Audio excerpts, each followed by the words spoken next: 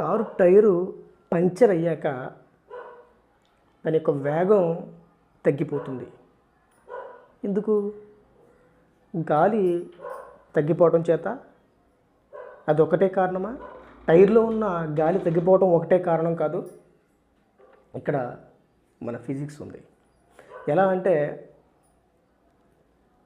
Tyre నార్మల్గా ఉన్నప్పుడు ఒక రకమైనటువంటి షేప్ని కలిగి ఉంటుంది, టైర్కి రోడ్డుకి మధ్య గ్రిప్. అయితే ఎప్పుడైతే పంక్చర్ అయ్యేదో అప్పుడు పూర్తిగా ఫ్లాట్గా అయిపోతుంది టైరు. ఆ టైరు ఫ్లాట్గా అయిపోయి రోడ్డుకి టైర్కి మధ్య ఏరియా అనేది పెరుగుతుంది. ఏరియా పెరగటం చేత ఫ్రిక్షన్ అనేది పెరిగిపోతుంది.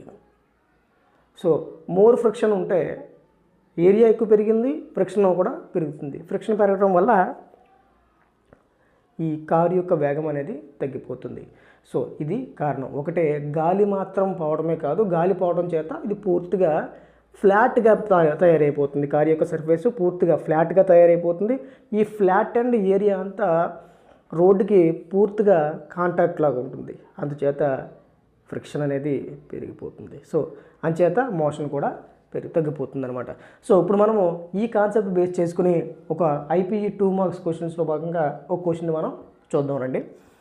Why does the car with a flattened tyre stops sooner then the one with inflated tyres? ఇదే concept. So a flattened tyre gets more deformation, so rolling friction becomes more to that tyre.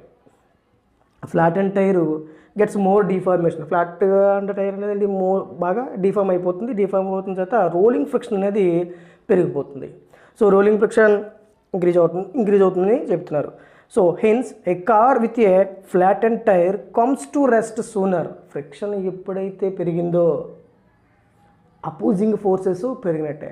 Opposing forces పెరిగినాయి అంటే దాని అర్థం వెళ్ళేటువంటి motion తగ్గిపోతున్నట్టే. So hence a car with a flat and tyre comes to రెస్ట్లోకి వచ్చేస్తుంది.